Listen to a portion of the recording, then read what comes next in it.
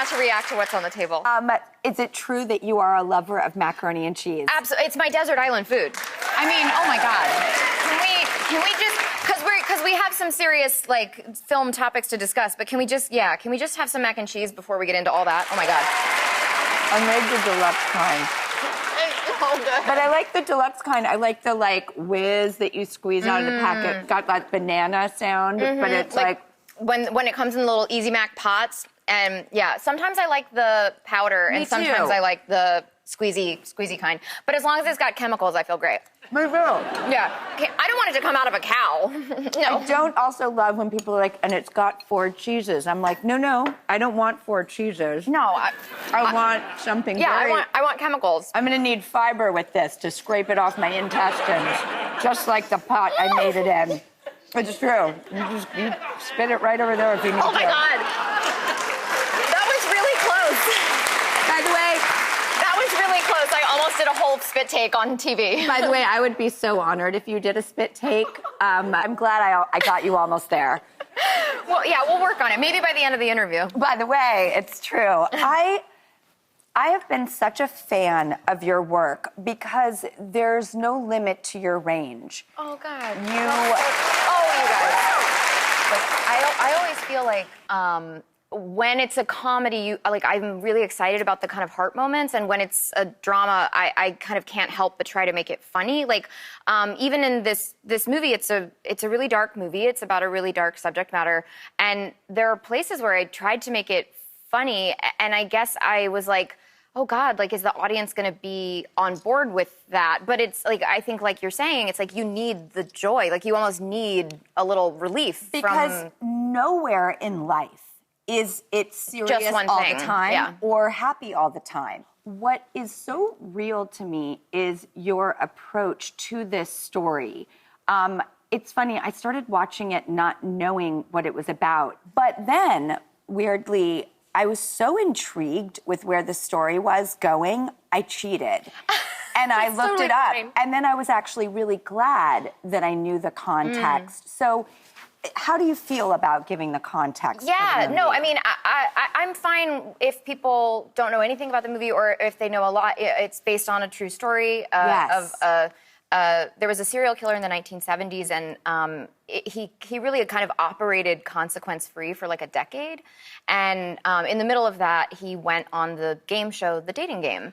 And so that's kind of like real. This is real. This and that's kind of like a framing device in the movie, but it's sort of talking about also like the way in which he just kind of operated in the world, and no one cared and no one believed, you know, people that were trying to kind of raise the alarm about this guy. I think your film and this story is a very interesting platform to be honest about the fears that women face.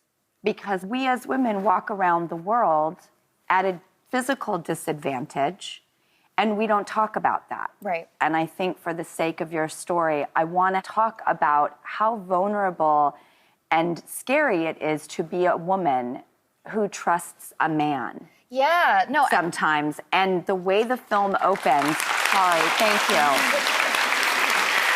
No, I think that's right. It's really kind of, there's something, obviously this is an extreme story and it's like an extreme situation, but I think there's something in it that we can all relate to, which is like that moment when you're having an interaction with someone and you're like, wait, 10 seconds ago, it felt like everything was fine.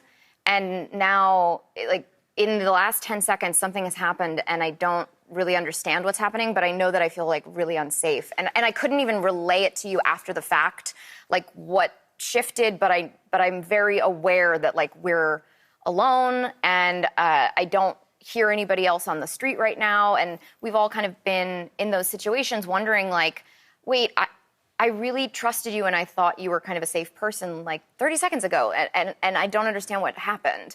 And that moment of wondering, well, do I lean into people pleasing in this moment? Like, do I try to kind of fawn and appease, or am I gonna run for it? And which one is gonna give me the best shot at surviving this interaction? It's exactly what you said. It's, I'm in trouble. And I didn't know that I put myself in trouble. Right. And there's such a stark realness that you put in this film that it unnerved me more than more scary movies because it is so true to real life. Yeah, I think that part of the reason I wanted to do it was, I got out of a very bad relationship, and I think that there was something in this that has that same kind of dread, that same kind of terror of going like, I really thought I could trust this person. And, even the idea that this guy went on the dating game, I think it kind of captures our imagination because there's that, it's like a perfect, awful metaphor for that question of like, who's really behind the curtain? Like, even when you do know someone and you do meet someone and you get to look at their face, like, how well can you know someone? People are unknowable. How did you have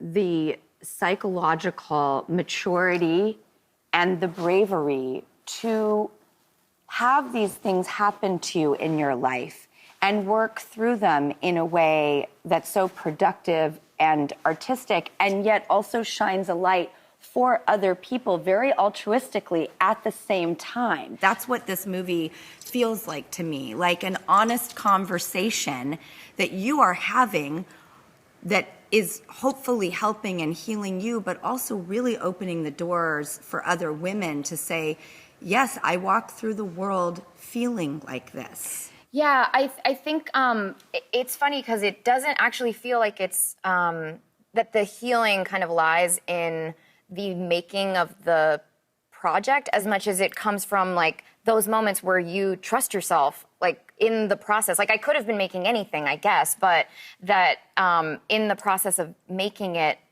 I find you kind of find your voice and go like, I think I'm right, and I think I'm going to trust my instincts here. How did you find your voice? I mean, this point must have hit pretty young for you, where you look around a film set and you go, I'm the most experienced person here. But you're actually like, oh no, I'm the most experienced person here. And I'm an idiot. Like, this is very, very bad. Like a grown-up should be involved here. And then you realize like, oh no, I'm the grown-up. Okay, we have to cut to a quick commercial break, but when we come back, Anna's gonna reveal what she's most excited about for her milestone birthday, 40. I'm gonna be 50, let's discuss it. All right, we'll be right back.